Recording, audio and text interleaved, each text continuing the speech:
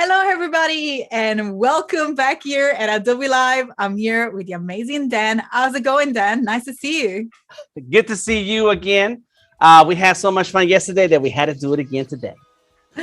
Fantastic. Yes, in fact, we're here at day 2 today at Adobe Live. I'm super excited for this stream. Yesterday, we've done some amazing drawings and we had a lot of fun discussing freelance life and how do we get to do what we do.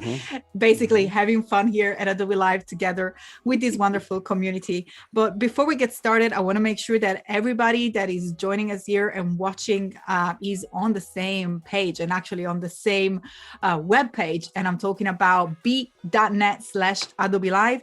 In fact, if you are watching from YouTube, it's now the time to head on bit.net/Adobe Live. And from here, you're going to be able to participate during this live stream by saying hello to us in the chat and asking questions to me and of course to Dan.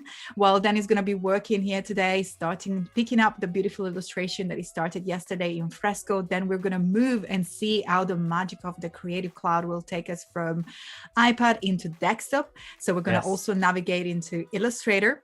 And before we get started, I want to say a big shout out to everybody who was already there in chat supporting us. We had a lot of love yesterday. So hi to Richard, out to Bliss, Wade in the chat as well, sharing all these useful links. Mona, Tawana, Long, thank you so much for being here with us and hanging out with us. Bruce, nice to see you. Odari in the chat. And we already see that Rick Adams is joining us from Toronto. I'm currently streaming from Manchester in the UK. And then where are you based? Atlanta, Georgia, the beautiful ATL. Some people call it Atlanta. We just call it ATL. Fantastic. So let us know, where are you watching from? We're also extremely excited to see where everybody's from in this wonderful international community. And before we get started, and I'm going to show you in just a second some of Dan's work, I want to remind everybody to check out the second week of Photoshop Daily Creative Challenges presented by the amazing Sam Peterson every weekday at 9 a.m.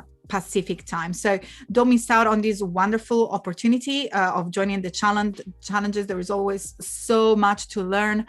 And I strongly recommend to go and check them out. And all the other wonderful streams you can see just below here under the video. There are all the schedule, all the what's new. You can watch the replays and of course join the challenges. But let's go and let's move on my screen so we can actually see the wonderful work created by Dan and one of his current collection, the Scullies. And yes, so I'm super excited about this work. And if you can see my screen, then I'm gonna take it over so you can tell us more about the Scullies. Nice. Well, thank you for taking a moment to showcase some of my art. And this is my current project right now. It's a big undertaking of collecting a few amazing characters from TV, film, animation, and comics, characters that I feel that I got to know through pop culture and finding a way to mesh that culture in with the Scully stuff that I like to draw, and then finding a way to bring it all together. And not only that, after yesterday's stream, I even got a few other artists that said, "Hey Dan, I want collaborate on the Scullies." And so the group of artists keeps growing bigger and bigger, and that's really what it's about. You know, it's a community thing, it's a passionate thing, it's about art and creativity, but at the same time, it's also my project that I'm bringing into the NFT space. So we've been hearing a lot about NFTs and people getting rich, and I'm not looking for the big monetary payout of $90 million like some people, but but I am interested in exploring that space. And so I said to myself, what can we do that will allow us to bring something fresh and new into a project that we're an NFT project that we're not really familiar with the NFT. So there it is. That's what the Scullies is all about. Check it out. Check out the website. We do have a Discord, and we hang out in the Discord talking about culture, talking about art, talking about the things that we like and share and enjoy together as a creative group. So there's a link for the Discord somewhere in there. There's a link for Instagram and Twitter where you can find some of the current Scullies that we're producing right now. And please join us if you're interested in finding more about the project. Join us if you're interested in talking about one of the characters that you saw. Join us if you're interested in learning more about NFTs.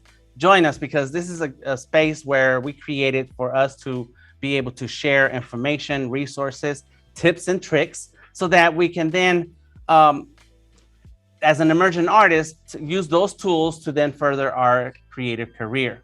There we go. Fantastic. And today we're going to pick up on yesterday's work. So for those of you who are joining us today for the first time, we're actually diving into Dan's iPad to see how these Scullies, come to life, starting from the sketch. So that's what we've done yesterday. And I think, Dan, I know that you've been working through different layers on your iPad. It might be super interesting if we can jump into your right away into your artwork, and perhaps if you can walk us through some of the work that we've done yesterday, maybe building up through the layers and taking up to where we're at today.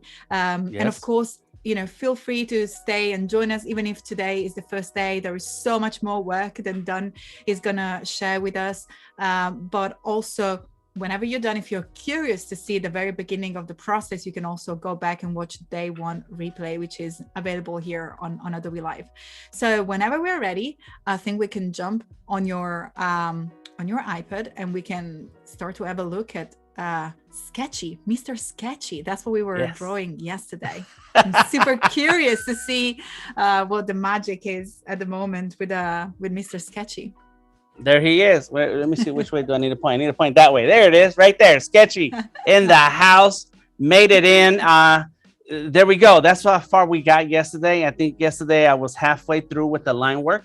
What we covered yesterday, in case you missed it, was the process, my creative process when coming up with a character and the things that I do. Usually I use several layers for the sketching, where yesterday I just threw it all in one layer for the sake of time. You want to kind of speed through it so that we have enough time to show it all during this stream. So yesterday I kind of threw everything together in one layer. And then later on, once I'm happy with what I have, or I'm ready to move on to the next step, I go ahead and turn on a new layer, and that new layer is going to have a cleaner sketch. That way I can kind of go ahead and decide whether or not there's some things that I want to keep, what kind of details I want to add, and make this the Sketchy a little bit what I have in my mind. A lot of times we start drawing and we just draw and see what happens, and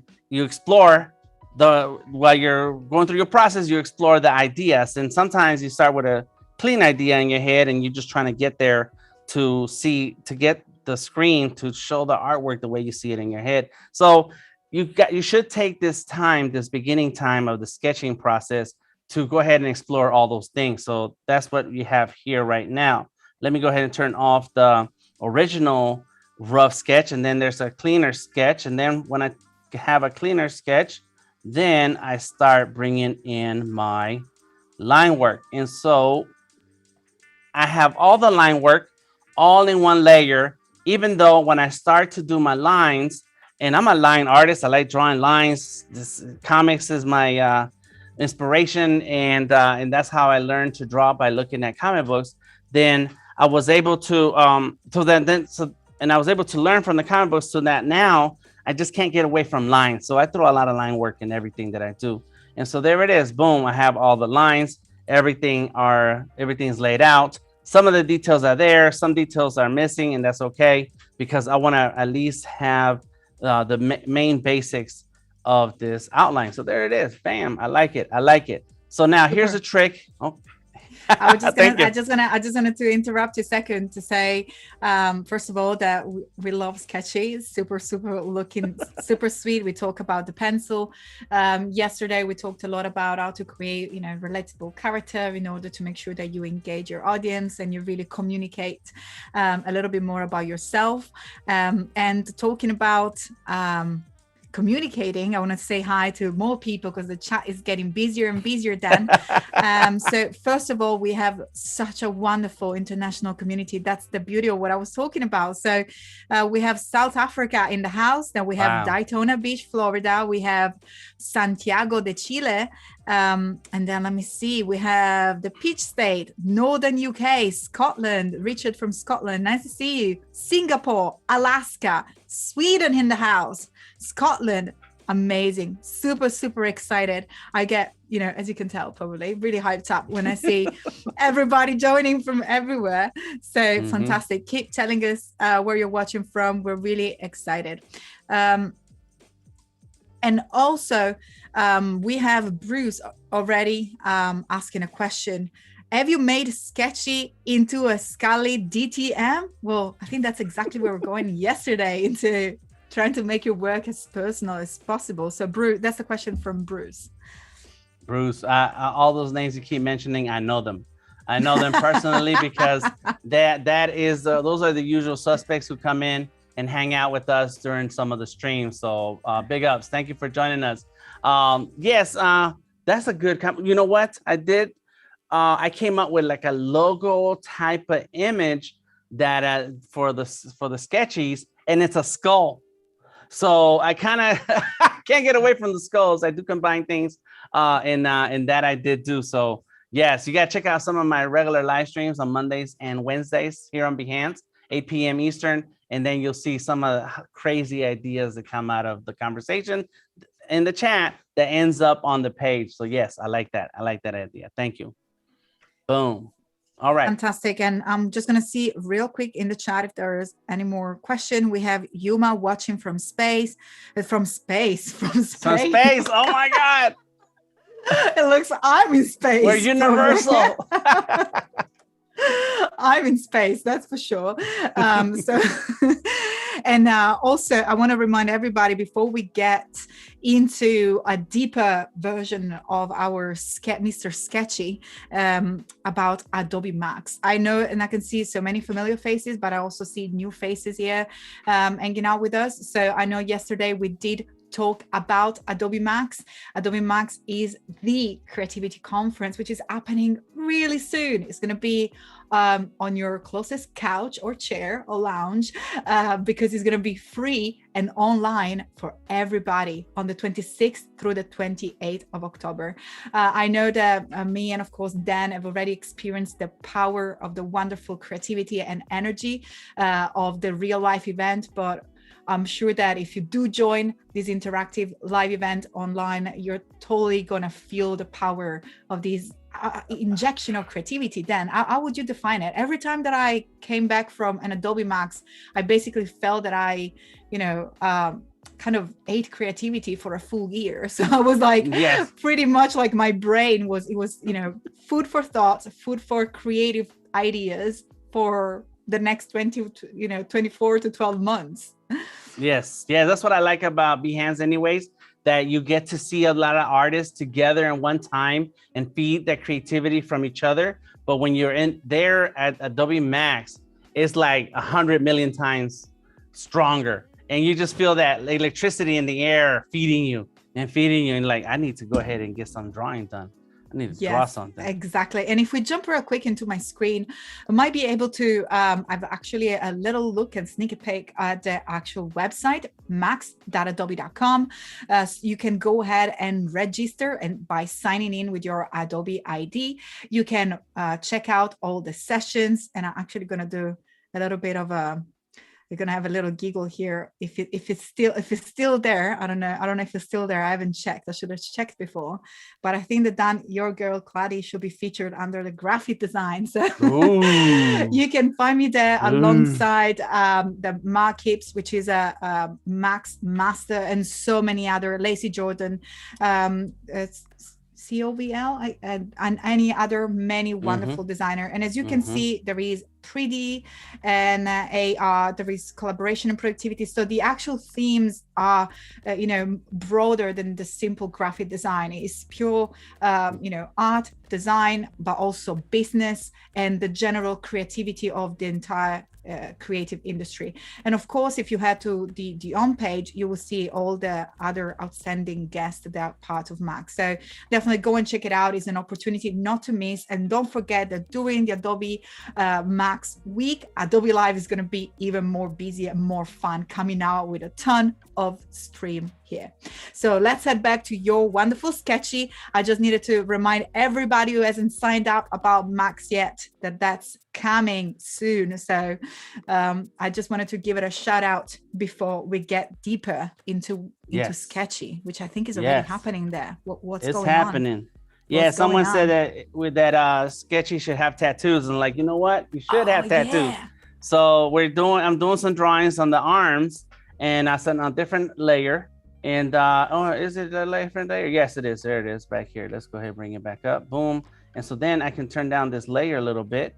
And so now it's not as dark as the outline layer. And so then when I start adding color, you'll start to see it blend in a little bit more, and it will look like some tattoos. Like, that's cool. I like it. So that was a good idea. Whoever offered that suggestion, we're adding that now.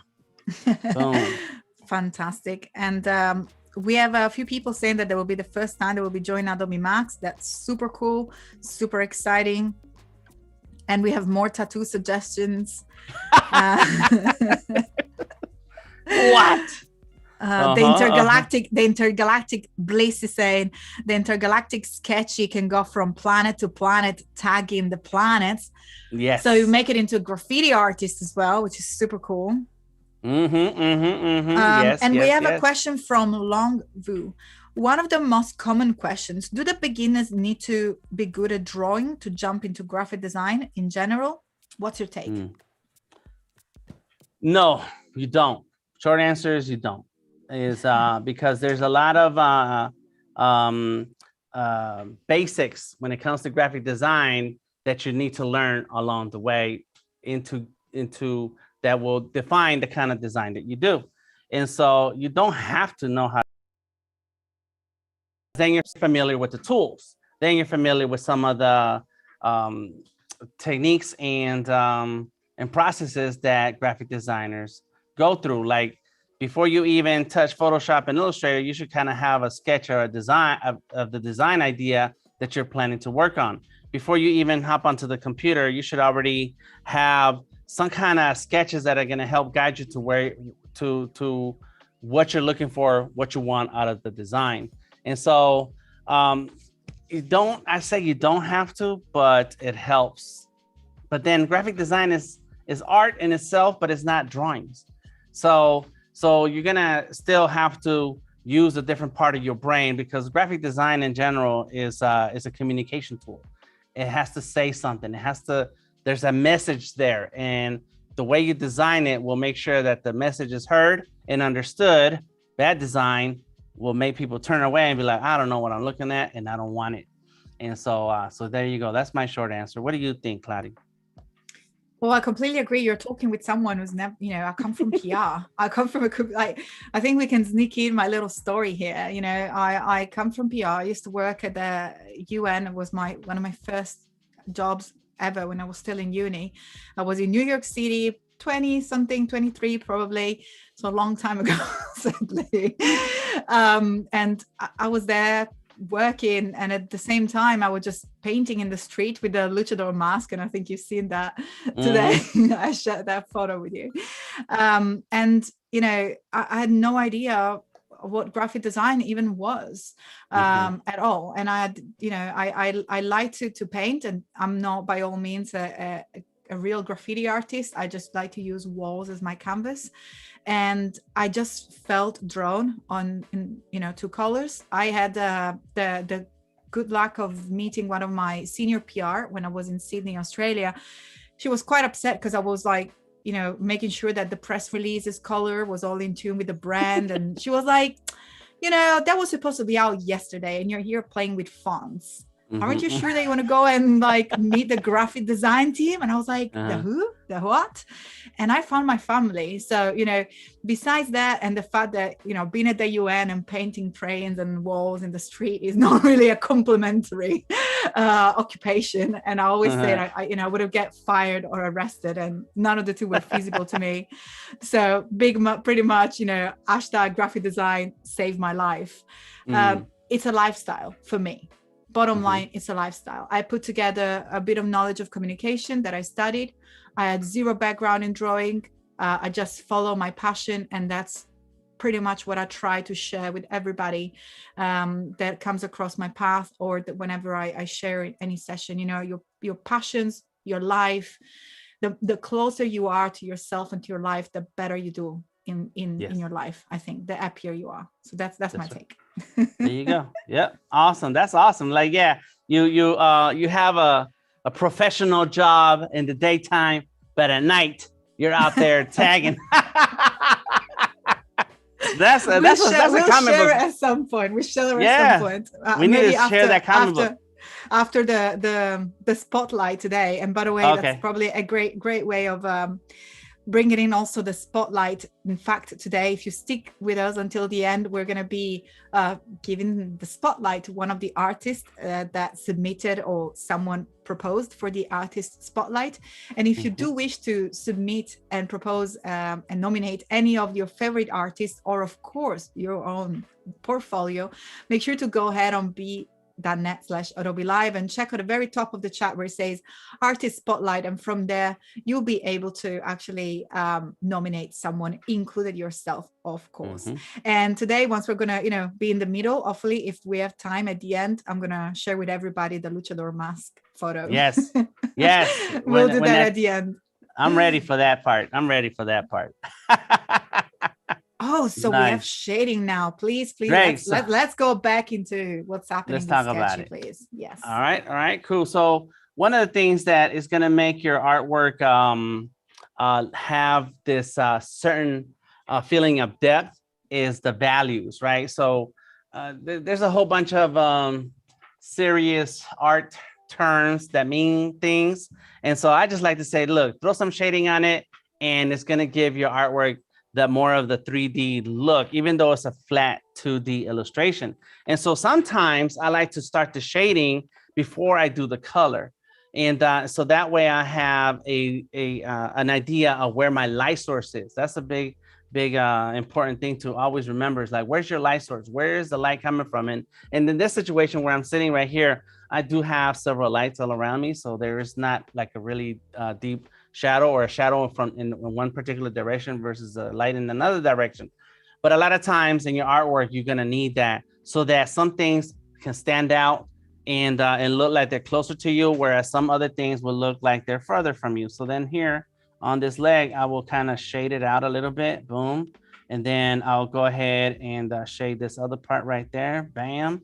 And then maybe even throw a little bit of shadow here and then there. The cool thing about using vector brushes is that I can go ahead and outline the area that I want to shade in, get the bucket, bam, just go ahead and fill it in. And so now when you're looking at this leg, the leg has so much more shadow versus the left leg, so that it feels like that right leg is a little further back, like it's standing back.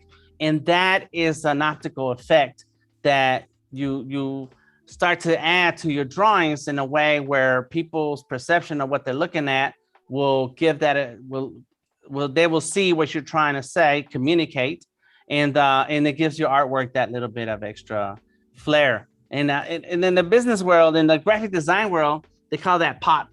The clients be like, "Can you make it pop?" And like, what does that mean? What are you talking about? Can you make it? It needs to pop. And so, when somebody says that to you, right? When someone says that to you, either add a highlight or some shadow, and bam, that's it. It's popping. Just to connect, because of course I'm observing the way that you're working, and it would have taken me much longer to figure out how and where to place those shadows. I would have probably done it and deleted and done it again while you were just doing it and doing it right. But what actually, I think that the way you described me made me think in a different way, which is the way that I work, for example, in Lightroom when I do photo editing.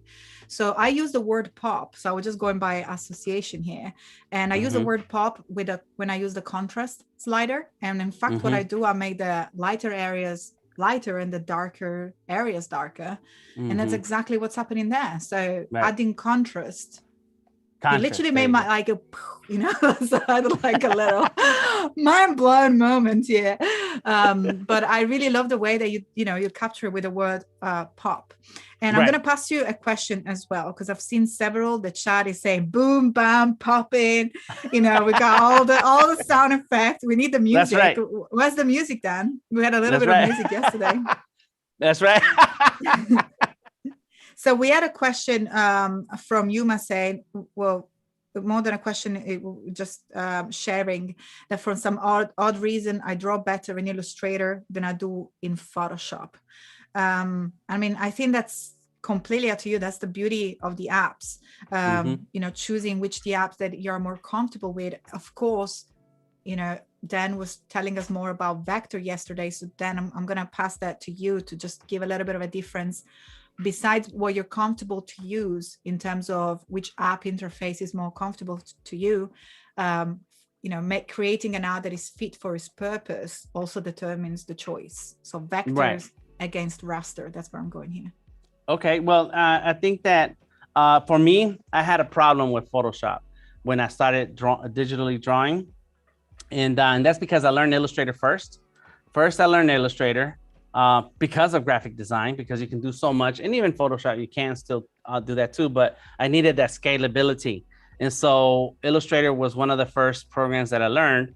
And to be honest, like out of Photoshop and Illustrator, I know like maybe 30–40% of what that program can do. I do watch a lot of the creative challenges because I get to learn something new that you, from a tool that you never really get to see. And but in reality, in my everyday work, you don't need that whole program. There's just some of us are gonna find the tool or two that just helps, that's part of your process that helps get the job done and it looks the way it's supposed to look. So when I started with Illustrator, I was drawing and doing illustrations, and then I hopped onto Photoshop, and the first thing that hit me was how many menus there are to make adjustments to in settings to just even draw something. Like, can I just pick up a pencil and draw? Like, you know, and of course, Kyle T. Webster has done a lot of great work. I love that guy. He's an amazing, talented artist and created a ton of brushes. But it's like, do we need 400 brushes? And so that kind of a little bit overwhelming. And so then Photoshop was not a tool for me. However, I did find a few other drawing apps that are simple and easy to use. And so I used those in getting my artwork the way I wanted to. And then I hop into Photoshop to then do a lot of the extra stuff that Photoshop allows to do. Photoshop users are designers, illustrators, painters, artists, comic book artists, animators. It's a whole lot of different type of people, and it's over 30 years old. Photographers, yes, there you go. Look at that. Don't forget the photographers. And so there's a lot of different tools that some of them you're not even going to touch ever. They started to do 3D for the last few years on Illustrator, and it's getting deeper and deeper, and I'm never going to touch that. Like that's me, that's not my thing. I'm going to narrow down. Sorry to interrupt you. But I think that there is another question that really narrows down what you're going here from Anissa Ruiz saying, I was wondering if you also work in Illustrator for desktop, and we're going to see that happening very soon, or Illustrator for the iPad, or you just work just in Fresco. And if so, why? Why? Well, I am a 2D illustrator. I love to draw. I like to draw people. People is the thing that I like to draw. And so I have been drawing with paper and pencil all my life for years and years and years, and markers and paintbrushes and so on. And so when it was time to draw digitally, I started with Illustrator because of the scalability. Sometimes I come out with some drawings and later on you're like, ooh, that would make a great t-shirt. And but because you drew it, you know, in pixel raster image and it's real little, you can't just blow it up and it'll work. So I realized that, you know what, I want Illustrator. And so, and I illustrate, the reason why I want Illustrator is because the artwork is going to be in vector. And vector is nothing but connect the dots. If you ever played connect the dots, that's vector artwork. That's it.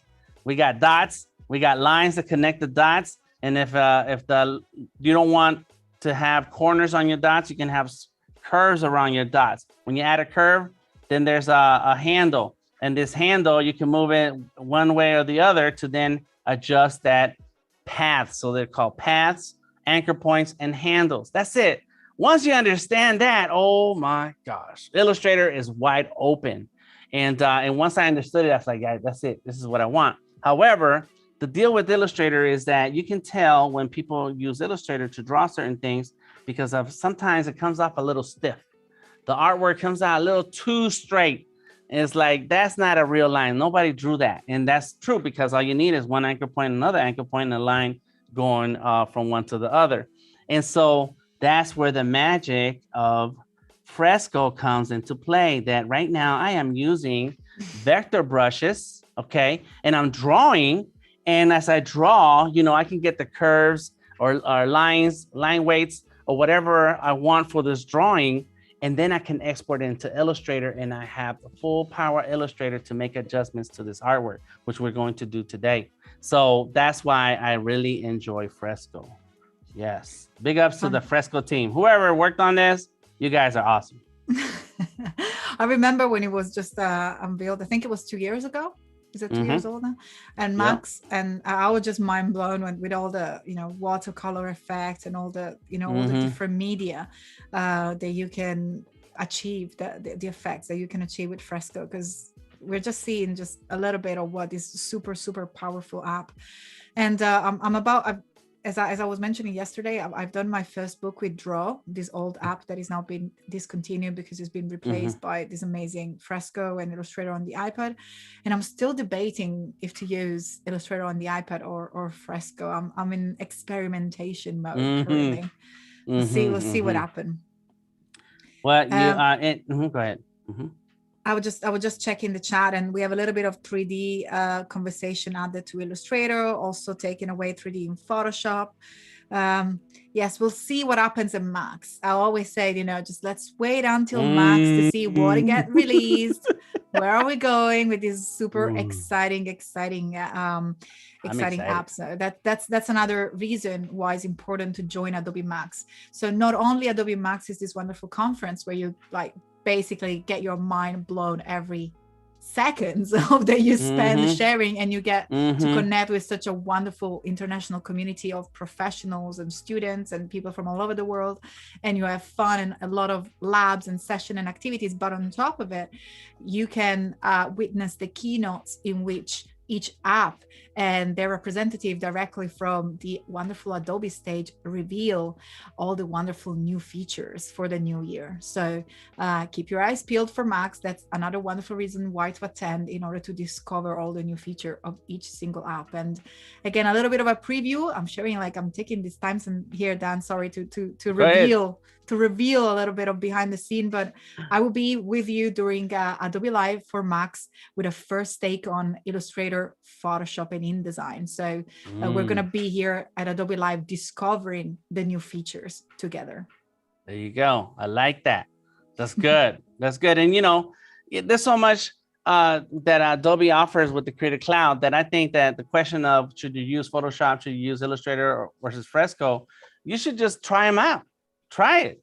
Try the tools, try to do the drawing, try to work on do your artwork, and then see whether or not you like that process versus another process. And I've done that many times. I have some drawings that I'll start in Fresco, like, yeah, and then I'll do it in Illustrator, and it's like, that's kind of better. But then I kind of do feel like I like the Fresco tools a little bit easier because of how you can use the vector brushes. So until you try it, you won't know. You're going to hear the answer from us about what works for us and what we like, but not necessarily what's going to work for you. Okay. So true. So true. Yes. I agree. And we have a little take from Barry Hall saying, Illustrator user since 1990. First computer job, making maps for Pacific Bell Yellow Pages.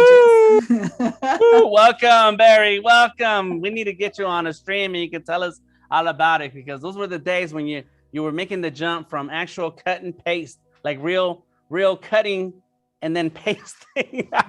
Yep. Wow. Yes. Amazing.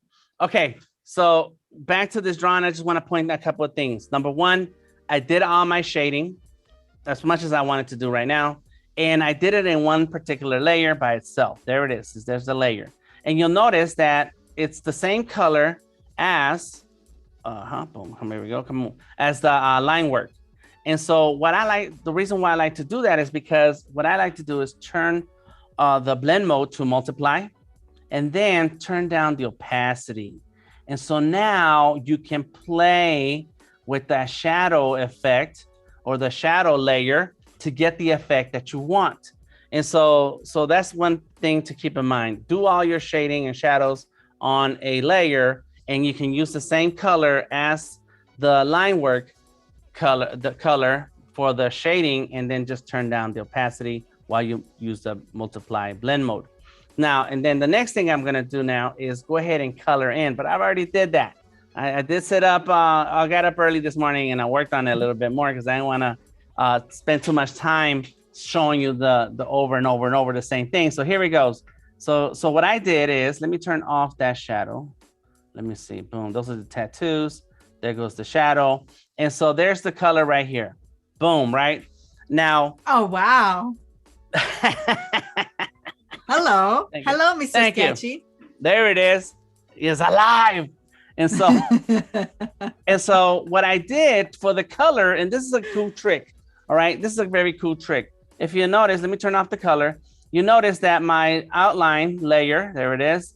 I just duplicated that outline layer. Let me turn it off.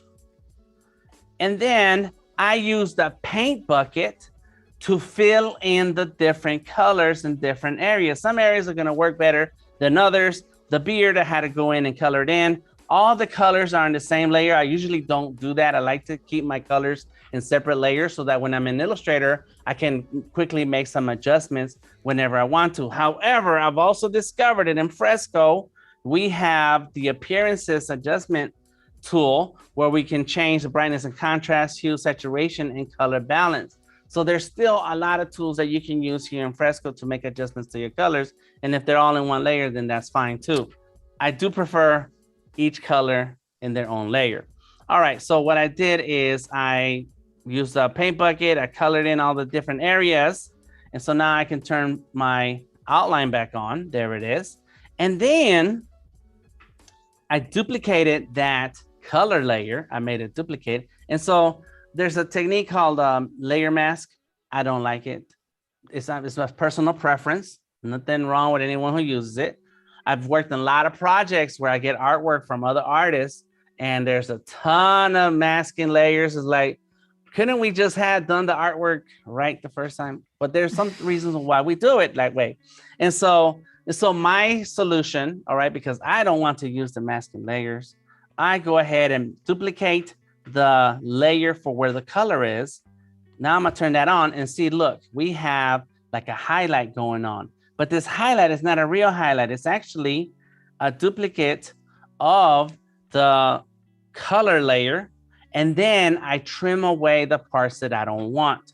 So let me turn down and then I turn it into multiply. So there it is, normal, multiply, turn it down. So let's go ahead and try that from the get-go. And then I'm gonna show you what happens, right? So here's our normal color layer. There's the color layer. Go ahead and tap it so I can see my menu. It says duplicate, got it. Now I'm gonna go into my properties and go from normal to multiply. See, it got a little darker.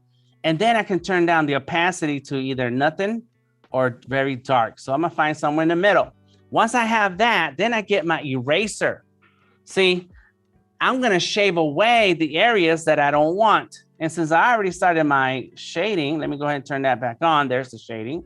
So now I have my second color layer and I got my eraser. And now I can say, okay, if the shadow is on one side of the finger, then the highlight is on the other side. So then I can go like this. Oh, wow. And I am shaving away from the color that's already there. And I don't need masking, because masking, that's what it does, right? Masking allows you to make adjustments to a layer that has color or something in it, in that layer, and nowhere outside of that. And so there it is. So just like boom. And so if I want it darker, then I can turn up my opacity, and then there it is. Look, bam. That's amazing. Yes, that's my technique right there. Go ahead and use it. I don't know if I invented it or if I saw it somewhere else. I forgot. I just know that I've been using this for a long time. And it's like, hey, this works for me. I don't want to do masking. There it goes. And if you don't like it, you can just turn that off and start all over.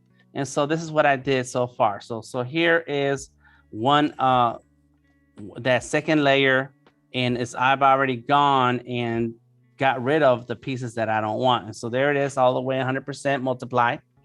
And now I'm going to turn that down and go into a shade where it's like a nice little kind of complementary color, not too contrasting. And then I'm going to do it again. I made another copy of this second layer. And let me turn that on. So now it has 3 effects, and I can keep playing with that. And there it goes. So now it has detail. I think, like, first of all, Barry always say, now it really pops. So we're talking about that contrast that we were on about. So that's exactly correct.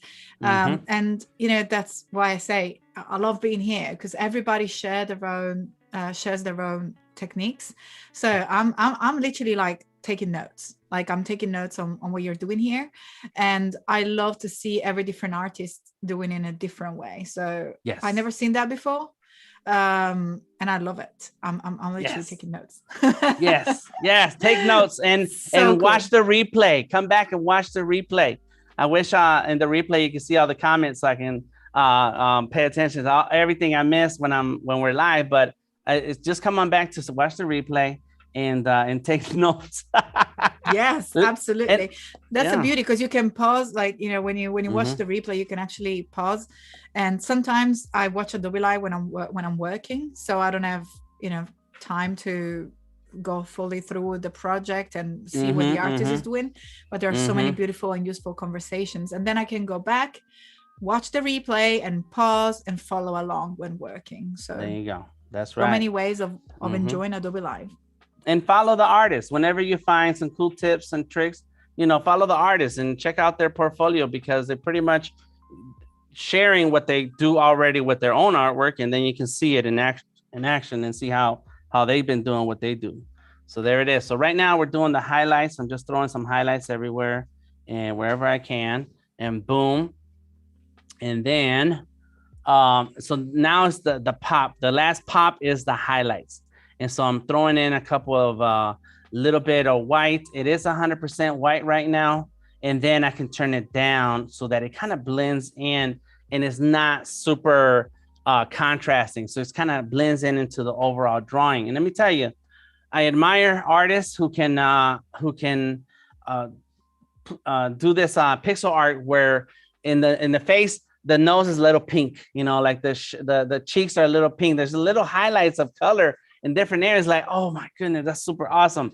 Comic book artists, they've been doing this for a long time, especially with Photoshop and using the lasso tool, making selections in the area where they fill in with color, and then the area right next to that has another color, but it kind of flows in together, has a cool little gradient.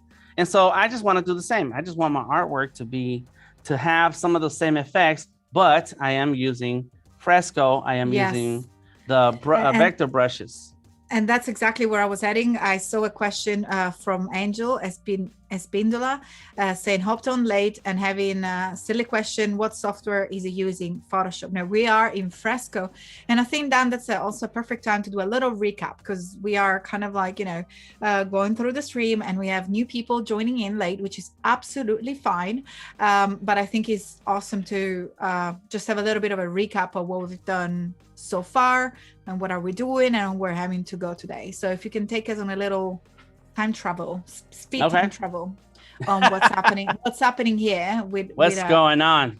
What's going Yes. on here? We're drawing, we're having fun, having a good time. That's what we're doing in Adobe Fresco. So I worked on this character. His name is Sketchy, and he likes to draw and bring the joy of art to everyone, anywhere in the universe, in the whole universe. And so what I did is my process is went from the sketching of the character and what I wanted to do. Let's go ahead and turn that on and go ahead and size it down. Hold up, there it is. Boom. So I did a quick little sketch. There he is. Yes, go ahead. It's good. It's good. Bam. And so I did a quick sketch, right? Let's go ahead and draw out the character. I like Fresco because a lot of reasons, but what I like about this process here today is that you have the pencils, you have a ton of brushes that you can use to get your sketching on, and then hop onto the vector brushes and finish your drawing in vector. And so here's the second sketch. Let's go ahead and go like that. Boom. And so the second sketch was cleaner, nicer, neater. It's like, okay, I know what I want to do. There's still a lot of lines overlapping, and that's okay because now you're kind of working this idea in front of you. And it's very important to just start drawing. Start drawing. If you notice that drawing in the beginning is very rough, and it's okay. You can't fix a drawing or work on a drawing until you started the drawing. You have to start. And sometimes when I'm looking at the blank page, I'll just do a scribble because the blank page is sometimes is a little scary. It's like, oh no, I'm gonna mess up the page. I'm gonna mess up the drawing. So go ahead and start scribbling because we can't keep moving on the drawing until we have a drawing that we can work on. And so there's that. Then the next thing that I did was to go ahead and work on the outline. So here's my outline for the Sketchy. So I did a whole outline, and let me just turn all these off because we're about to move into Illustrator real soon. Woo, woo. Yeah. We're almost there. So there's the outline. I work in outlines a lot, so there it is. And some of my line widths could be better, but it's okay. We're gonna roll with it. And so then I used a copy of this line work to color it in. I just used a paint bucket and started coloring in. Got it. I got all my colors in. Then I made a duplicate of that layer to then trim away some parts that I don't want. Here's an example of that. So there's the eraser, and I can use the eraser to erase certain pieces of the color that I already have there. And it looks like a highlight when it looks like a shadow. When the reality is I just used the eraser to erase some of it, of that layer that was duplicate of the color layer. But my blend mode is on multiply, and I can change the opacity to fit the kind of shadows that I want. So let's go ahead and turn that off because here's the real one. Bam, there it goes. Let me turn it up so you can see. Look, all these highlights, they're not added on highlights. They're eraser. I erased pieces of the color layer already. So there you go, turn that down. Boom, next one, there it is. So now it has this cool little blend mode right there on the face. There it goes, cool. If you haven't discovered yet, then you know that's me right there. That's DTM, but it's Sketchy, okay? So it's the alter ego of DTM right there. And I'm sending you blue love hearts, and I want to encourage everybody that is in the chat to just share a blue heart, like for DTM. You're making hosting so much easy. Talk us through the entire project. Odari saying this is the way. 3 blue heart for you. I put 5 blue heart for you. I want to see this blue heart raining in the chat. Yes, you've been amazing walking us through the process. And also I wanted to ask you something. What you did there was in order to show us the before and after next to each other by creating, I guess, a copy of one of the layer with a sketch and then resizing it. Can you let's go deep in, let's go deep into that. You were showing the sketch next to the final artwork. So what happened there? What happened? So yes, what I did is yes, I can duplicate the sketch layer. So here's the sketch layer behind here. You can't see it right now, but I can select that layer and resize it by clicking on the transform tool on the left hand side, and then I can resize it and bring it over to the left hand side, hit OK, and turn up the opacity. Boom, because that layer lives down below. So even if I turn it on, you won't see it. And then here's a different layer. Let me see which one is this. It's the same one. So then there's the other one right here. So let me go ahead and duplicate that. You tap the layer, click on duplicate layer. Let me turn off the other one. Boom, there's the one I duplicated. I can turn up the blend mode. On the left-hand side back here is the transform tool. So click on that and then just grab the corner and bring it on in. There we go. Bam, there it is. Got it. And yes, go ahead. All right. So now you see the initial sketch, very rough. Let me turn off that right there. Nope, wrong button. There it is. Turn it off the eyeball. Got it. So there's Sketchy is right here. That was a very rough sketch. Just go ahead and scribble. And then there goes the clean sketch of Sketchy. And it's a lot of words sketchies going around. And then bam, there it is. Now we got our main guy. And what I'm going to do before we move on into Illustrator is to go ahead and put all this in a layer. Let's just click and drag one layer into another. And now we're grouping these layers. We're putting them all in one group, where in Illustrator, you would put a bunch of layers together in a folder. This is a group. So let's go ahead and click and drag it one right on top of the other. Bam, there it is. And so I can turn off the eyeball and there it goes. There's that whole group of layers. They're done. Bam. So now it's time to go ahead and export into Illustrator on the desktop. I'm gonna hold you a second. Hold a second. We have a very interesting question from Bruce. Do you have to worry about line weight when you want to do a design for a t-shirt? Yes, you do. And so that's where the graphic design part of you comes into play.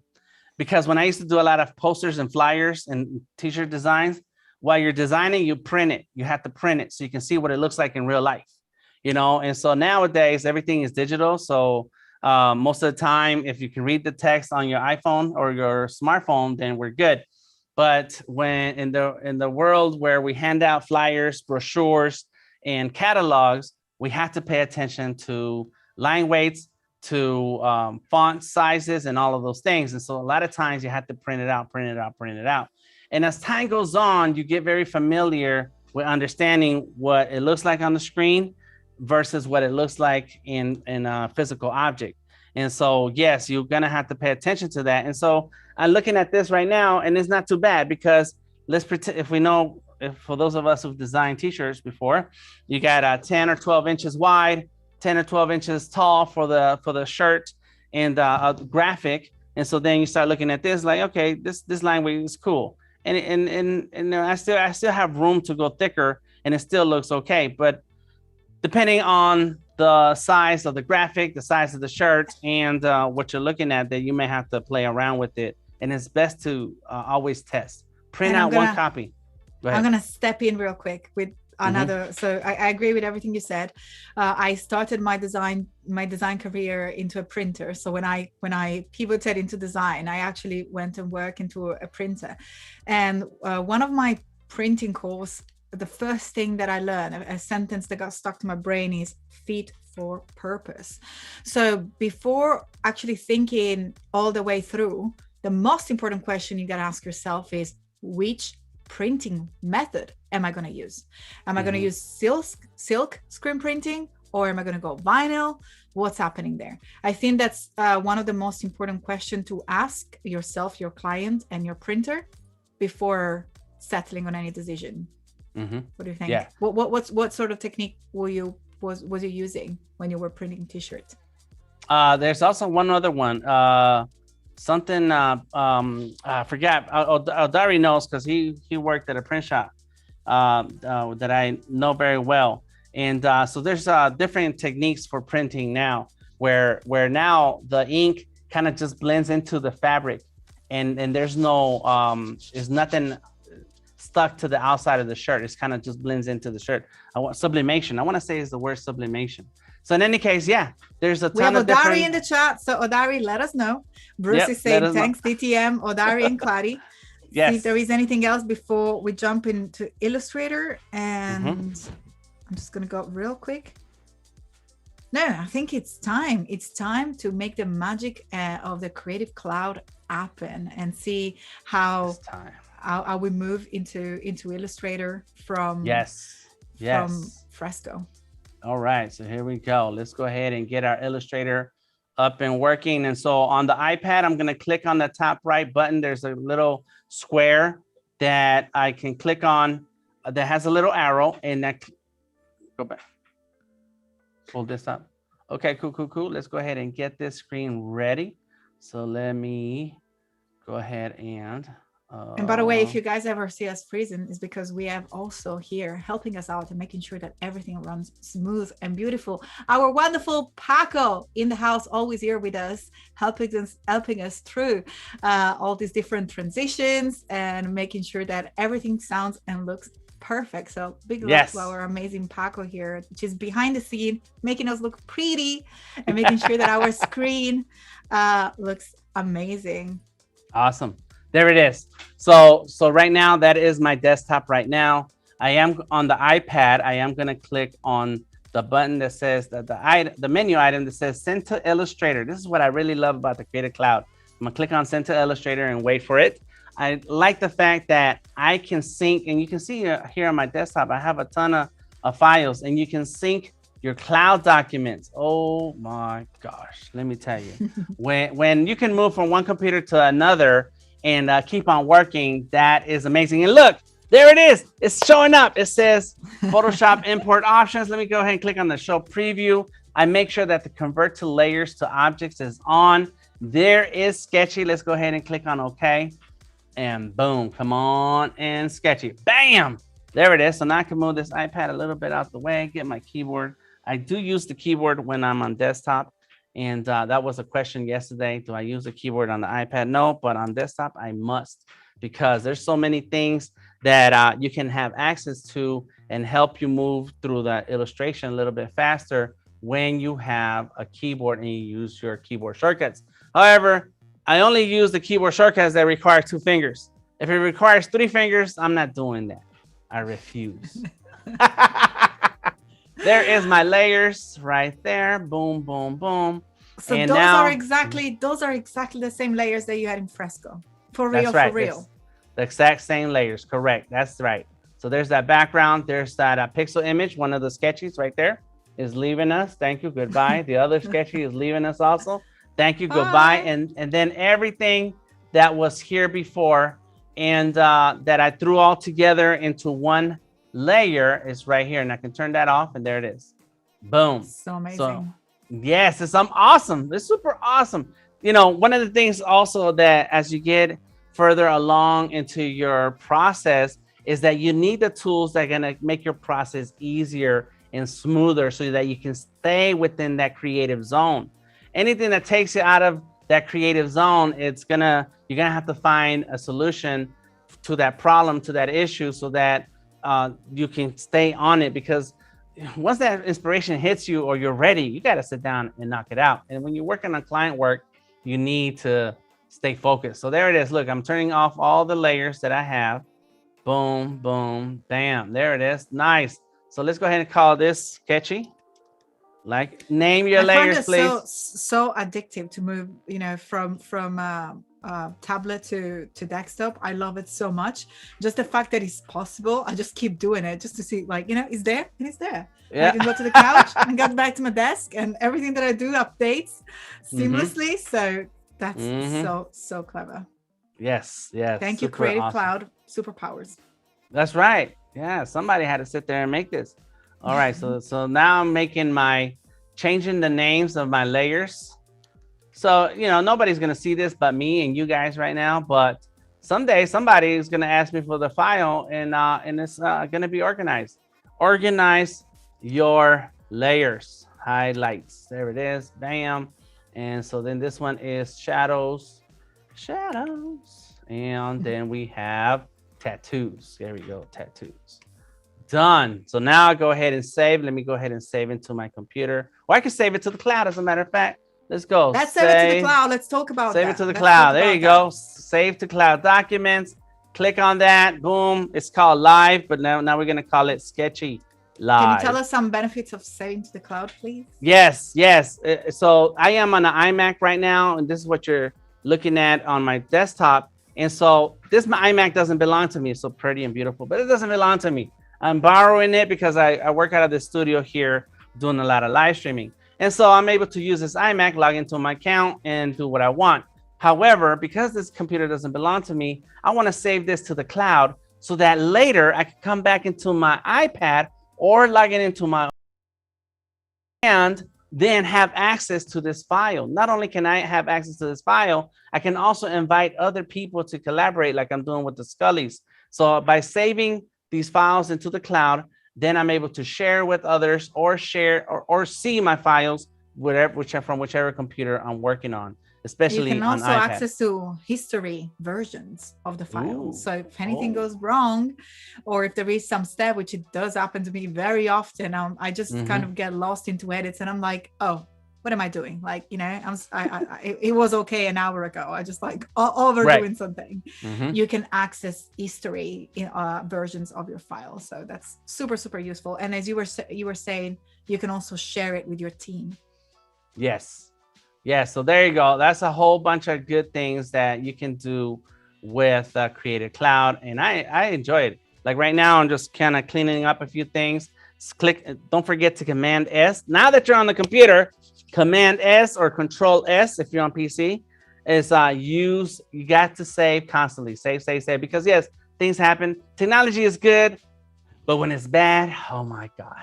So having those versions is a big plus.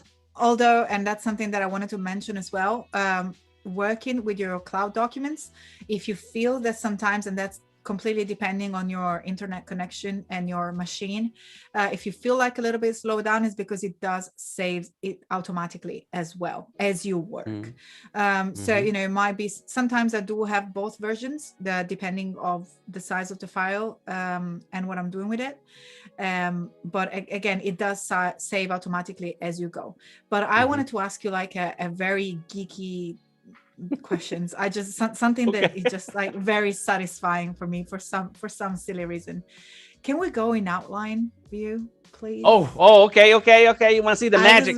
I just need you to prove to me that whatever you've done is vector. And if you can zoom in on that. There it is. Let me go ahead and select all. You see all of those anchor points there? Oh my God. I'm so satisfied. These are anchor points. Yes. Yes. And I like taking screenshots. If you notice in my Behance portfolio, you'll notice a lot of screenshots. I love seeing this. Yes, there it is. It's all vector. So if there's something that I wanted to adjust or change, look at it. It's real easy to make adjustments because all of this is vector. So let me go ahead and get my direct selection tool. So exciting. Boom, look at that. Anchor points. Anchor points. Yes. And because I put everything in its own layer, I can change the highlights. Let's get the shadow, select that shadow layer, and it's darker. Let's go ahead and make it a little bit darker. So let's go into my transparency window. Boom, bam. Oh, it looks like I'm not the only one with these weird fetish of outline mode. So we have these also.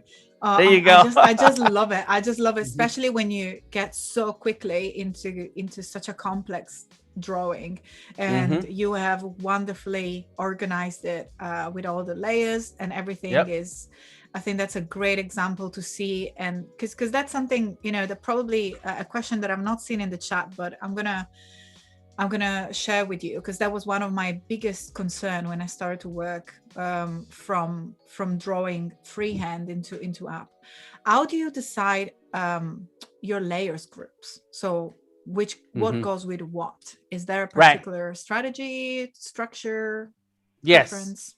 Yep. I number one, the characters all together. Everything that makes up the character. And as a matter of fact, this background shouldn't even be there. It should be back there. So there. So my background is in the back, but the sketchy elements are all together in one place. There you go. Now here, of course, I grouped all my colors together, and I usually don't do that, but I did that for the sake of brevity here. But most of the time I spend more time putting my colors in different layers. And the reason why I do that is because when it's time to make a color change, because the client is always going to ask for something different. Like there's always going to be an adjustment, or you may print it out and notice that the color is really not what you thought it was once it's in the physical world. So what I like to do is then keep all my colors in different layers. Each color is in its own layer. So then I can select that layer and then make those adjustments that I need to with that one color. However, today I threw it all together. And so if I wanted one color to adjust that one color, then I will select that shape or that shape. And then I go up into edit. Yes, I would go into select, same fill color. And now it selects all the layers that have that same color. And now let's go ahead and get my colors. Where it is. Boom, boom, boom. And there it goes. The Creative Cloud says we're saving your cloud documents to Adobe Cloud so that you can continue your work wherever Illustrator is installed. Okay, thanks. All right, now let's go ahead and get this color. And there it is. So now I like working in RGB. Boom, that's the artist in me. And so now I can make adjustments here. Bam. So there. Now I've adjusted this color. Boom. And so when I turn on the other ones, it looks a little bit lighter. There we go. And so, yeah, do prepare in the beginning when you're creating your artwork, prepare these layers, because later on, they're going to save your time. They're going to save you lots of time. And I've worked with files from other artists and illustrators, and it's like, oh man, why did you do this way? And that's because a lot of times we don't think that the artwork is going to go beyond our control. And when you're working with teams and you're working with large projects, you're going to have different people working on the same file. And so it's best to organize your layers and name your layers. So there it is. Boom. And so the Sketchy is in one layer. The next thing I am going to do is I've turned on my rulers. And speaking about printing and so on, I want to make stickers. Let's say I want to design some stickers. So I turn on my rulers and it's on inches. I like working with inches because I know that in what the physical world is like and what I may want to do in the physical world. So let's go ahead and take a look at our artboard. Bam, there it is. It is 29 by 29 inches. Got it. That's cool. I'm going to leave that like that. No worries. And now I know. But let me go ahead and move this over and make another artboard. And I can just go ahead and click and drag, but I can click on return and I can see the size. So I want to do a sticker. Come on. Let's see. Let's go like that. There it is. Boom, boom. Got it. 3 inches by 3 inches. Hit OK. Little. Oh my gosh. This is a baby. That's a baby artboard. Okay. Baby artboard. There it is. So now I want this artwork here on the left to fit inside of this little artboard. And so I'm going to leave my original artwork where it is. I'm going to make a new artboard also because we were talking about t-shirts. So let's go ahead and do this. Let me see. New artboard. Boom. Yeah. So we're moving into applications now. Yes. So there it is. So that's artboard 3. And I mean, I guess I could name them, but I don't. I don't name my artboards as much. Unless I am going to export this and then I need to stay organized. So there we go. Bam, bam. Got it. So I got 3 artboards. So this first artboard right here, little, is a sticker. And then the artboard down below is a t-shirt design. So now that I have Sketchy here, I select that layer. And the shortcut to duplicating anything on the screen is the Alt Option key. Click on the Alt Option key, click and drag with your mouse. Boom, I just made a copy.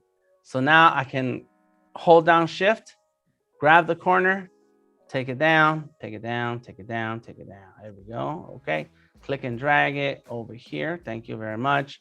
And click and hold the Shift key while I click and drag the corners. So Dan, I'm gonna stop you a second because of a question and also because something that I want to add.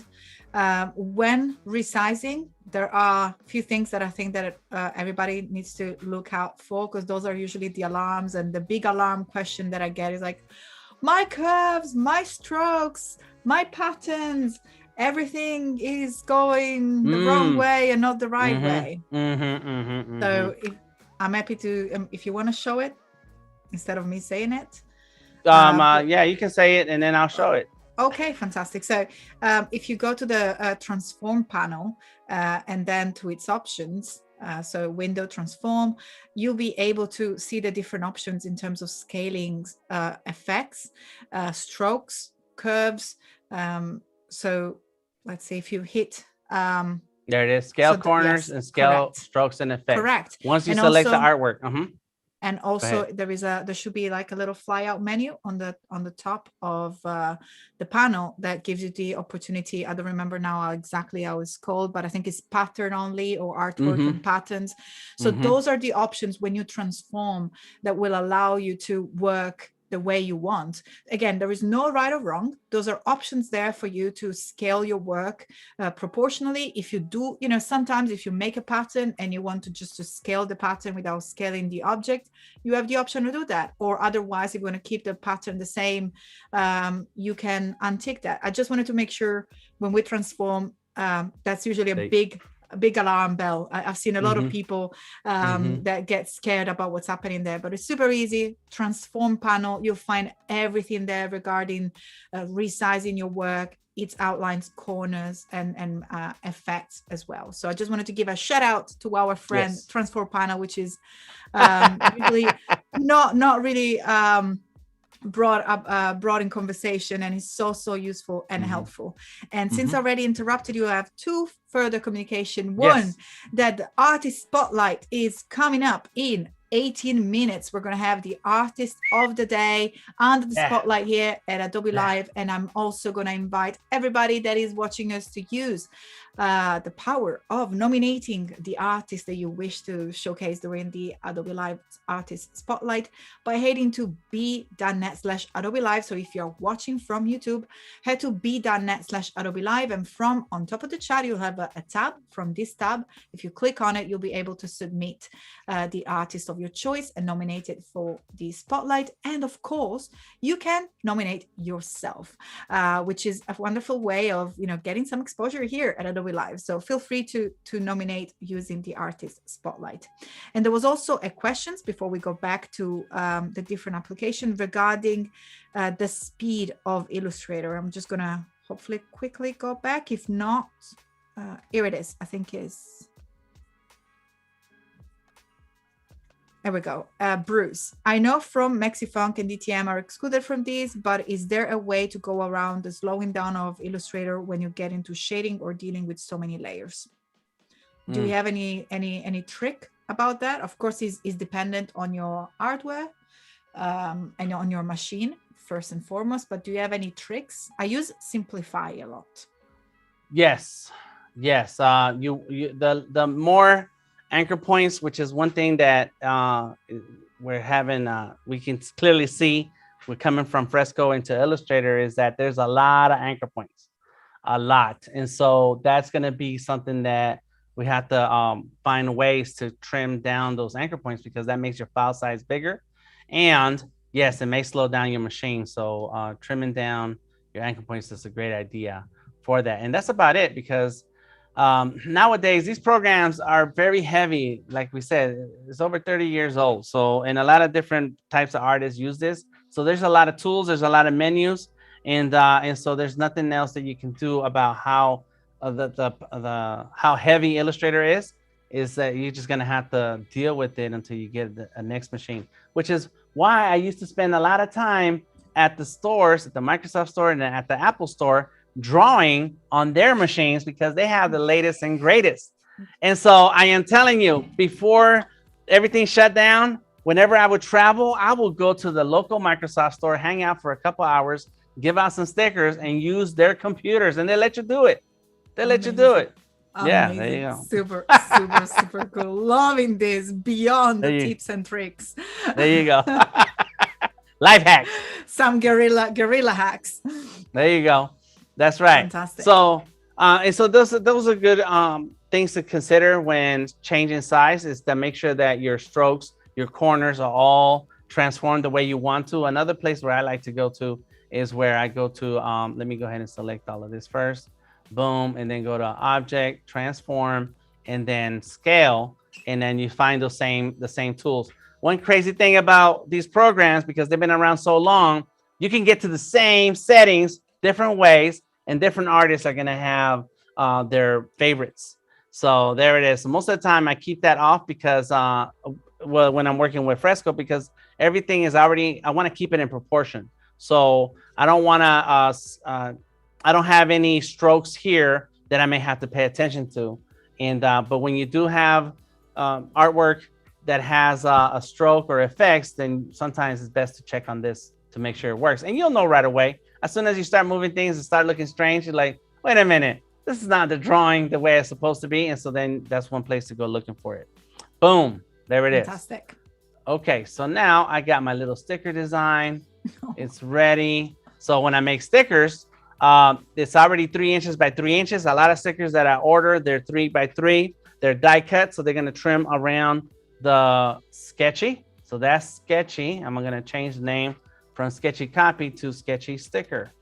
Boom, there it is. And now I'm gonna make another Sketchy Copy by holding down the Alt Option key, click, drag it. There, I got another copy there. So I lock the original Sketchy. So let's open up that other Sketchy and let's zoom out. Control minus to zoom out. Boom, Control plus to zoom in. And so now I'm just gonna click and drag because it's already selected. And then I'm going to hold down Shift and make this a little bit smaller.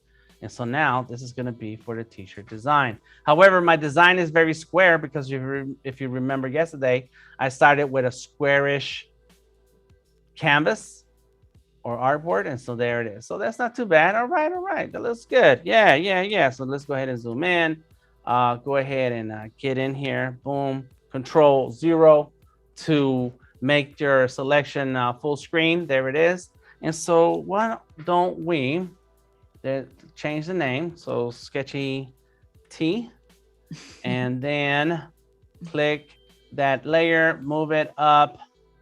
Boom. And now I have room for more stuff because it's a t-shirt design. So like that layer, keep track of your layers. You're always going to want your layers window in front of you because sometimes you need to turn off and on layers, or sometimes you need to lock them. Lock those layers so that you don't do something by mistake where you don't want it to be. So there it is. I just made a new layer. To the bottom right of the layers window is a trash can and then the little plus. So you can create a new layer. That's going to be my text layer. And what I didn't do was sign my work. So that's one thing I missed is because I usually have another layer for my signature. So that's going to be the text. Let's go get our type tool and go ahead and capital Sketchy.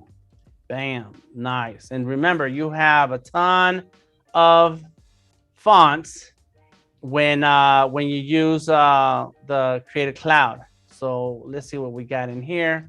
Boom, boom, boom. Oh, yes, we got some chunky. There's a chunky text right there. I like it. Let's go ahead and, oops, I didn't want that. So there it is. Let's go there. Boom. Bam. Yes, it's kind of futuristic. I love all the sound effect that go with that. It's so amazing. Thank you. Make sure, I mean, I think that really gave a humps to the actual, tool. If it's basically like when you do martial arts, like I do Muay Thai and I just go like like yes. Like yes. But we got boom and bam. Bam. Yes. And so there it is, Sketchy. I got the purple from the line work. I'm gonna make a copy of the Sketchy and I'm gonna give the bottom layer Sketchy a stroke. So let's go ahead. We're gonna give it a good stroke, not the bad kind of stroke. There we go. And I don't like I like my color panel, and so there it is. And so now let's go ahead. Bam, boom. Oh, it's not doing nothing. Let's go this side. There it is. Got it. Boom, boom. There it is. Got some little bit of yellow. It's a little bit bright, and let's go ahead and just grab the yellow from the pencil. Oh, it's because it did the yellow. In the meantime, I'm just chatting away, saying hello to everybody. Jesse is joining us. Happy Tuesday, lovely, amazing humans. Yes, love this energy. DTM, this looks so great. I agree. Thank you. That looks so awesome. We came a long way yesterday from starting from a sketch of Sketchy, in Fresco, and we are now in Illustrator finalizing. And actually, we moved into creating applications of these illustrations. So we went from the actual generic sketch that started in Fresco into refining and grouping the layers that were created throughout. All the time that Dan was actually drawing, hand drawing live in Fresco, everything got translated thanks to the power of the Creative Cloud. We simply shipped the file and sent it from Fresco to Illustrator Desktop. That's where we are right now. And that's where the file is getting refined, duplicated, resized, and we're creating Sketchy stickers and Sketchy t-shirts. So that's where we're at. So much happening. That's right. That's what's going on around here. I like it. So one thing that I didn't do was my gradients. I like to play with gradients a lot. I'm kind of addicted. And so I'm going to make the freeform ones. That's right. Yeah. So I need to do some gradients in the freeform gradient. But first, I need to do the gradient on the Sketchy. So let me go ahead and convert my type. I love the way they say I have to. I have to. Yes. That's right. Correct. There you go. Boom. There it is. So I got the gradient on this layer. And when I select that layer, I can also turn down the opacity or change my blend mode. There it is. Got it. There we go. And let's go ahead and change that color of the red of the Sketchy word. It needs to be red. Let's just go ahead and make it. Let's go color. Boom. There it is. Oh yeah. Look at that. It's got a nice little gradient there. I like it. Let's make that gradient a little bit darker. Okay. And turn me up. Boom. Nice. Oops, I didn't mean to do that. Here we go. Let me see. Where are we? Here are we? Boom, boom, bam. And that's the beauty of having layers. That's the beauty of working with layers. We can see Dan navigating throughout the layers panel and all the other different panels and literally tackling exactly what is looking for. I think that's so amazing. And the way of which Fresco translates into Illustrator's layers, I just think is mind-blowing. It's amazing. I love it. So Command S to save. And now I'm going to go and throw in some gradients in the character. So let me lock the layers that I don't want to mess around with. But now I have selected my color layer. And let's go ahead and throw some gradients in here. Let's go with the, it's gonna have to be the, oh, no, not yet. Hold on. The color, I need, not yet. I need to make a copy of it. I'm skipping a step. There it is. Did I do a copy? Yes, I did a copy. Yes. Let me double check. We got 7 minutes before the artist spotlight. Just here. Okay. 7 minutes. 7 minutes. Check. All right. Boom. Come on. There we go. Copy. I need to make a copy. Now that I have a copy of my color layer, now we'll go ahead and throw a gradient. And I'm going to change the angle of the gradient. I like it. And like right now, you're going to be like, damn, that's ugly. What happened? What's going on? That's okay. Because now I can select that layer and go ahead, throw in a multiply and see now it's got a little bit of extra flavor to it. And then turn down the opacity some. Let's go deep. There we go. Boom. And so this is without it and with it. Without it and with it. Yeah, it's kind of, I don't know if you guys ever been to the eye doctor. That's what they do. They say one or two. That's a great example. Glasses. Before and after. Can you see it or not? Yeah, so then, you click it off and on until you get what you want. Now, what I do want to do here, what I want to do is grab the head, and that head, I just clicked on that head.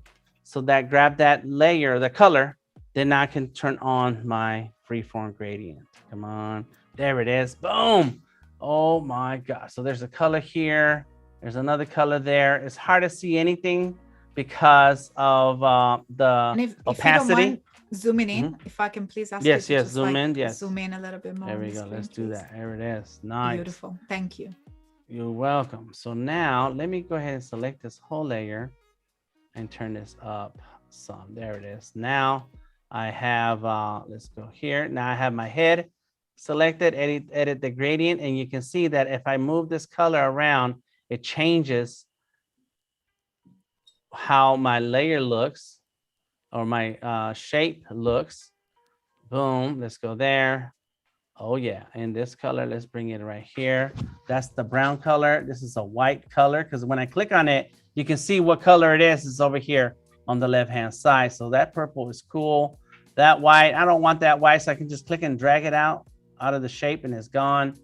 And I do want that purple, so let's put another purple there. Let's grab this dark purple right here. And is that it? Let's go. Boom. There we go. And I love what you're showing there, because the majority of the time that I've seen people doing shading for the first time, they usually tend to just use black and white, while I think they picking a color and then picking a reference of their colors. Like, for example, you're using purple. It doesn't necessarily have to be black. I just think it really gives much more dimension when you use a darker shade of a color that is already either the outlines of a general color of the shadows that is already applied to your drawing. So don't forget that there are so many more colors besides white and black in order to create your shading. And the beauty of the color stops inside the freeform gradient is that you can literally add as many as you want just by clicking inside the shape. That's right. And so there it is. Yes, yes. Play with it. Have fun with it. So this is that shape that has the freeform gradient. So now I'm going to click on this shape over here for the arm. Grab my eyedropper tool. Boom. There. It's got that same gradient right there on the arm. I can just click a few of these at the same time. There we go. There we go. There we go. And bam, boom. Now there it is. So it's got the shading too. So now just having that gradient, it just gives the artwork that takes away that flatness. It just gives it a little bit of extra, so it doesn't look so flat. Extra pop. It's making it pop. Yeah, it's making it pop. And so that's why we want to try that out. All right, so there it is. This is done. Let me go ahead and turn on. And by the way, I quoted Bruce. Bruce was already mentioning in the chat extra pop. Extra pop. So. There it is. All my lines are in one layer, so I can click on my lines layer and I can change that color and make it a little bit darker. So where are we? Where's the color? Come here, and color. 2 minutes. 2 minutes. Yeah. But don't worry, we'll go back. We'll come back to okay, that's cool. So. No, that's fine. I'm almost done here. Boom, done. There we go. Control S. That's Control S. And go ahead, Control 0. Boom. Done deal. All right. Done. That's it. That's it. Actually, we're 1 minute and 40 seconds. All right. That's it. We made it. So now, I have a question, actually. Yes. Because we are at the sticker version, correct? Yes. And you said that the sticker was going to be a cutout stickers. So we're going to have the actual sticker going around. How do we do that? Like, do we have a white border? How do we keep elements together? Because if you send this actual file to the printer, they're going to be like, hey, Dan, what's going on with this file? There are so many, for example, that the head is not necessarily connected to the neck, and there are so different white spaces within the arm. How do we deal with that? And I know that we have 56 seconds, so if we just maybe want to tell us first, and then we can come back and actually do it after the artist spotlight. Keep it short. So basically, this one's the sticker and this one's the t-shirt.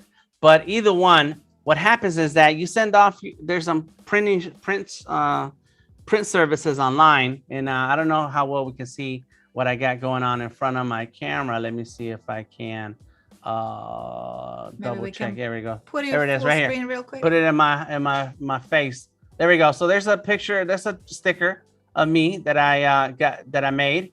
There's another sticker of me on this side that I made. And so basically, when you send it off to the printer, they will cut out anything outside the edges. And so there's some text under the image, but so they consider that all one part, one thing. And so the print company is going to trim all the way around the outside of this All right, figure, so you get spoiled. You including. got the printer to do it for you. That's right. The printer does it. All right.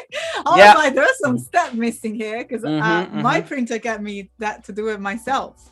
Right. But we're gonna get back into this printing geeking conversation right after the artist spotlight.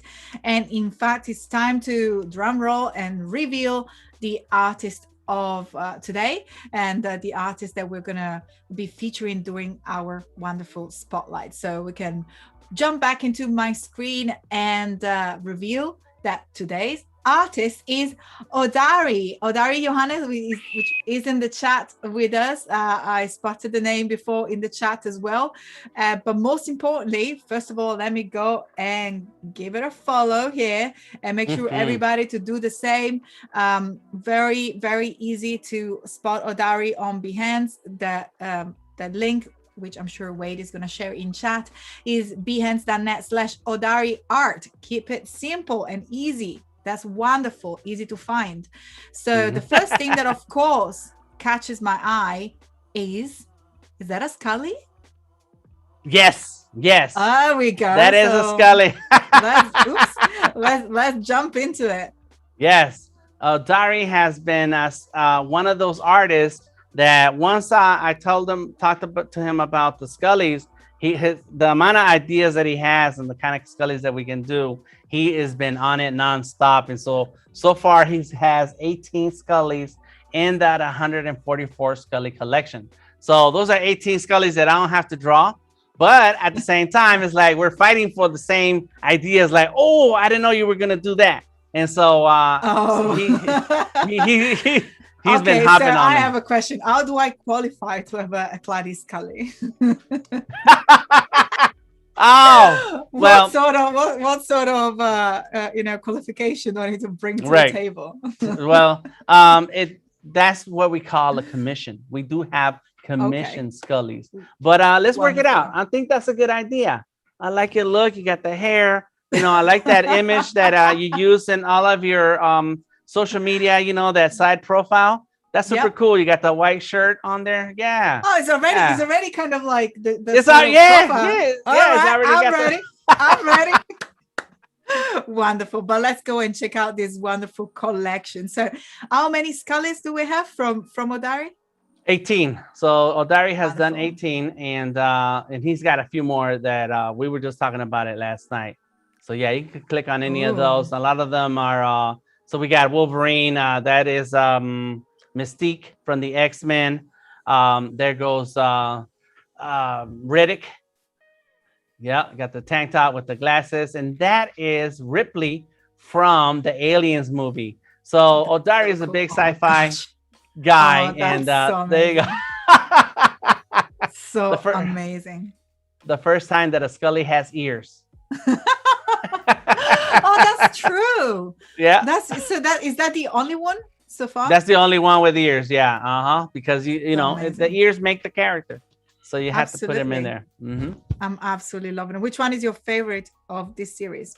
Of the series, Lion-O. Lion-O is my favorite. There goes Wolverine, and Lion-O is a third one from the left on the second row, and you're going through them all. Mine. They're all good. I think the one with the ear is mine at the moment. I'm just like, I'm addicted now. I have to check them all out. I need to check them all out. Who is this one? That's Gilligan. So in the US in the 70s, there was a TV show called Gilligan's Island. Might have been the 60s. I think it was the 70s. I watched it in the 80s. And so Gilligan's Island was this group of people who were out on a boat ride, and they in the boat they had an accident and they were stranded on an island. And so for many seasons, every day there was adventures to be had by this group of people. They had the rich people, they had the young ladies, model people. They had Gilligan, who was the second hand, the second hand in the boat, and then you had the captain. And so it was Gilligan's show because he was the one mostly doing the adventures and getting into all kinds of trouble. And so here in the US, we watched that show a lot. Super so there cool. goes Gilligan's Island. Wow. And of course, yeah, so we have a lot of sci-fi references. Yeah, a lot of space. cadets That's right. around. So Yep. amazing. You gotta have I Princess love it. Leia. And I love how we have a, that's exactly what I was saying before, not getting stuck to the black and white in terms of outline as well. Yes. We have, it just makes a statement having the gray, blue, green. I don't know what's the colors, the way you want to call it. But as an outline for the actual dress. That's so amazing. Yep. And there you go. Lionel. Super, super exciting. So that's your favorite. Yeah, that's my favorite. I used to have hair like that. We're gonna dig out a photo then. Amazing. We have some Pulp Fiction here. Super Super Pulp cool. Fiction. Classic Beautiful, movie. right? So I could watch them over and over again.